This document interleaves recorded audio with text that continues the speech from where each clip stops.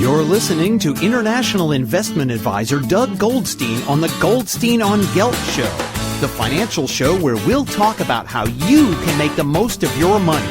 With all the confusing financial chatter bombarding you each and every day, Goldstein on Gelt will give you the practical information you want and need about living a financially stable life. Here's your host, money maven Doug Goldstein.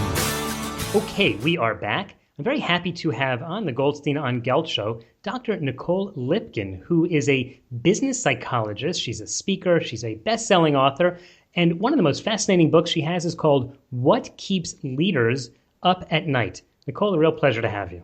Doug, thanks so much for having me on the show. So one of the things I really liked about your book and your whole take on things is your focus on how a person's psyche can either be a great strength or a huge weakness in terms of management. Now, I know you talk about that in terms of management, but I think that's in anything to do with, certainly with business, but also with money. How is it that it can be both a strength and a weakness? That's a great question. Our brains are such powerful instruments, and sometimes you can't fight your brain. The only thing that we have is self-awareness, at the end of the day, and understanding how our brain works and how we think. So again, our brain takes shortcuts. Obviously, it has to take shortcuts, because if it didn't take shortcuts, we'd be completely overwhelmed and we wouldn't be able to function. But these shortcuts, so that helps us, but these shortcuts can also make us see things the way we want to see things or hear things the way we want to hear them, which sometimes really cuts us short from seeing reality or seeing information as it really is, which obviously ties into our personal lives or personal investing. So it really can serve as a great strength, but also can really handicap us. So you're saying that we tend to blind ourselves about what's going on? Yeah, well, naturally we are blinded, but once we develop self-awareness to some of the ways that our kind of mind lies, well, then we can counteract it. Like, for example, obviously all of us have heard of confirmation bias. We see what we want to see, we hear what we want to hear, and we look for evidence that's going to confirm our pre-established beliefs, and often ignore evidence that goes against it.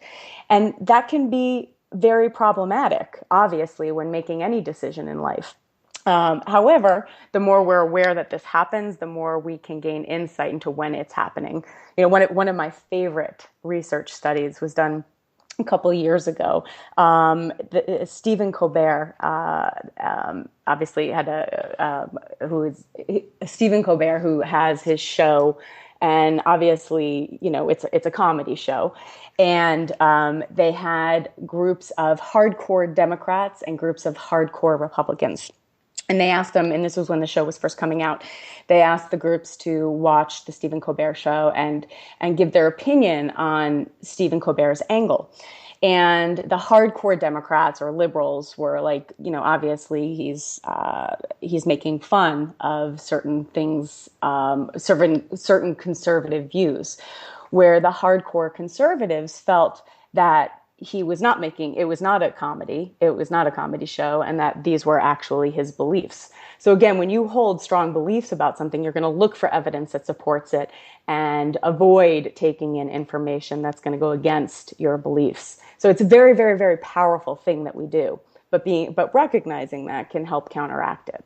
It's funny that you say that, because sometimes I see when I'm talking to people in my day job, in real life I'm an investment advisor, I sit down with people and do their financial planning with them and retirement planning, and we'll talk about something going on in the world economy or some huge failure that they think is systematic, and is really going to bring down the whole system. And I'm thinking, wow, so maybe you just want to invest in guns and ammo and buy a tent to go live somewhere. And then they go, but okay, let's put 80% of the money in the stock market.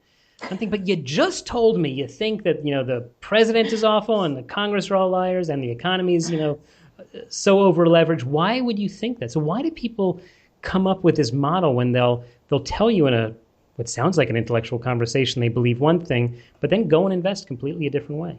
Yeah, well, I mean, the emotions around money, it's just so powerful. But if you think about it, our brains, our system is designed to conserve energy. That's how our brains are developed, because again, we want to expend as little energy as possible. And making a decision that counteracts what you believe requires you to expend a lot more energy. It literally requires you to go against how you are designed, how your system is designed. So you can convince yourself to do any bad thing or make any poor decision. Again, as long as it kind of fits your philosophy or a belief system. If you come into a discussion wanting to invest 80% of your money, most likely it will take a lot to convince you out of it because you have found evidence to support that point of view. And it's going to take a lot to get you out of that. We're speaking with Dr. Nicole Lipkin, who authored What Keeps Leaders Up at Night. Now, Nicole, there are a lot of leaders that I know, and in fact, I like to occasionally fit myself into that category. And well, by this time, and certainly with what's going on in the market, I do stay up at night a little bit more than I'd like. I think that there's so many stresses that happen to people when they're in a position of responsibility. Now, it could either be the leader of a company or just managing your own personal finances, managing your own money. And one of the things that you've pointed out is that people who are in charge, you say good bosses, will sometimes turn bad for any of a number of reasons, like they're too busy or they're too proud or they're too afraid. How can people deal with those problems when they're actually responsible for something which is very important, like their money or their company? Right. That's such a great question. So being too busy to win, too proud to see, and too afraid to lose, I conceptualize as kind of the good boss gone bad syndrome. You know, for the most part, most of us are just trying to lead companies well, to have our relationships that are positive and to do the right thing. But sometimes all of us temporarily shift into kind of not doing what we intended to do. And these are the three most common leadership derailers, whether it's self-leadership or leading a company or personal leadership, whatever that might be. And they're just so common. So again, you know, all three are different. Being too busy to win is pretty obvious. It's, you know, we kind of inundated and living in this constantly stressed, constantly connected world. And sometimes we don't see the signs that things are getting overwhelming. Let's drill into that a little bit. The too busy to win, because this Yes. is a huge discussion people have. I've been reading a lot of material recently about the importance of stepping back and taking time off and meditation, all these kind of, you know, woohoo sort of ideas, you know, as Yes. opposed to just work hard, right? And frankly, one of the complaints that people have today about the current generation that's graduating college is they don't have any idea about work, right? They don't work hard. And so I hear this discussion all the time, and it seems to be a problem because, you know, you look at some people who are successful, they work pretty hard and they're busy and they actually are successful. And then people like you come along and say, well, wait a second, you're too busy to win. How does that jive? Man, you know, it's interesting. So the way I like to think about it, you know, and I might go a little bit roundabout to answer this question, but the way I like to think about it, I like to think of our brains as a shelf, right? And you go and buy that shelf, and the directions after you put your shelf up, it says don't put more than 50 pounds on the shelf or it's going to break. And you hang it up and you pile your tchotchkes on that shelf and your books on that shelf, and you keep on piling it, and you're at 45 pounds, you're at 50 pounds, you're at 60 pounds, and you start seeing that shelf sag, right? But you ignore it and you keep on piling more tchotchkes on that shelf. And then all of a sudden, snap, your shelf breaks. And you're like, well, that was a cheap shelf. Why did I buy it? Well, it's the same with our brains. You know, we have all the signs and symptoms of sagging shelves. And some of those signs and symptoms are, you know, you drive to the market and you list of things that you need to get and you completely forget what you need to buy once you're there. Or you wake up chronically agitated and there's no reason for it. You're just agitated with people.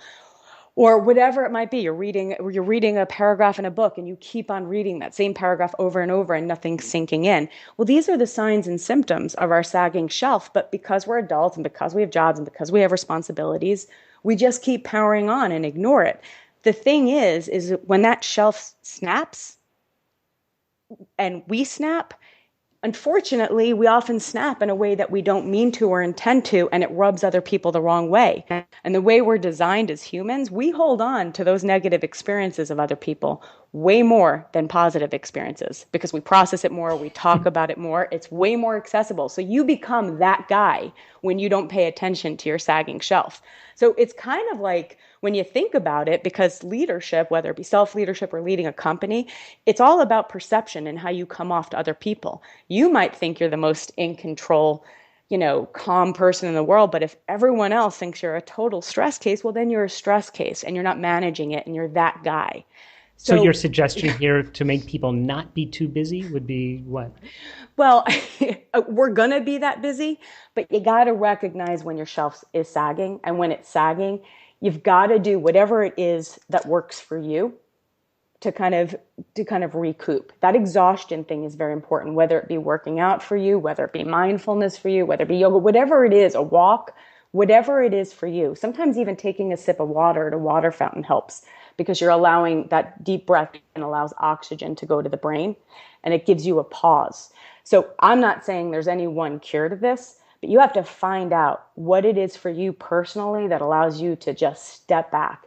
And even 1 minute of stepping back, 1 minute of walking around the block, whatever it is, that can make or break. That can be the difference in you being that guy.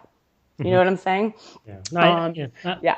I think that's actually very good wisdom. One of the things that I see, bringing this sort of back down to the way people handle their own finances, is that some people get so involved in their investments and their trading and the day-to-day, and they think they're doing something.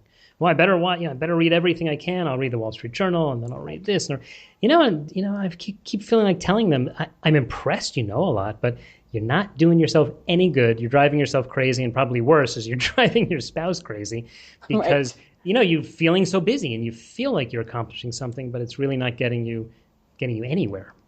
Right, but I think it's a very human thing that we have this feeling that the more information we know, then the better our decisions are going to be. But a lot of times it's about who we surround ourselves with. It's like who we trust to help us make these decisions. Because the truth is, if you're not an investor, right, and you don't spend every single second of your life, if that's not your profession, that's why we hire people that know the field and that could help advise us. So it's really about finding the people you trust to advise you versus consuming every piece of information in the world. Because the truth is a lot of information out there is conflicting because it's people's opinions. You don't know what you're reading anymore. Right. A lot of it is just people's opinions. So really trusting people that you hire to help you make the decisions is key to managing that shelf. Right. And thank goodness we don't have to worry that there's a shortage of opinions, because you can always turn on the internet and find someone's opinion on one thing or another on either side. Nicole, we are just about out of time. We've been talking to Dr. Nicole Lipkin, who wrote a fantastic book called What Keeps Leaders Up at Night. She's a business psychologist. She's a speaker. Maybe you've even seen her because she's been all over the news, from NPR and NBC all the way to CBS and, of course, to the Goldstein on Gelt Show. Nicole, in the last few seconds, just tell me, how can people follow you and follow your work? Sure. You can find me at my website, equilibrialeadership.com, or connect with me on LinkedIn at Dr. Nicole Lipkin, or Twitter at Dr. Nicole Lipkin. Okay, and we will put links to that at the show notes of today's show at goldsteinongelt.com. Nicole, thanks so much for joining us. Thanks, Doug. You've been listening to the Goldstein on Gelt Show with money maven Doug Goldstein. Doug's weekly radio show is heard around the world, but if you miss it, you can download the podcast at www.goldsteinongelt.com. The Goldstein on Gelt Show gives you up-to-date financial ideas so you can get on the path to financial freedom. If you'd like your questions answered on the air or off, send Doug an email to doug@profile-financial.com. It's your money for your future, so join Doug every week to build your wealth on the Goldstein on Gelt Show.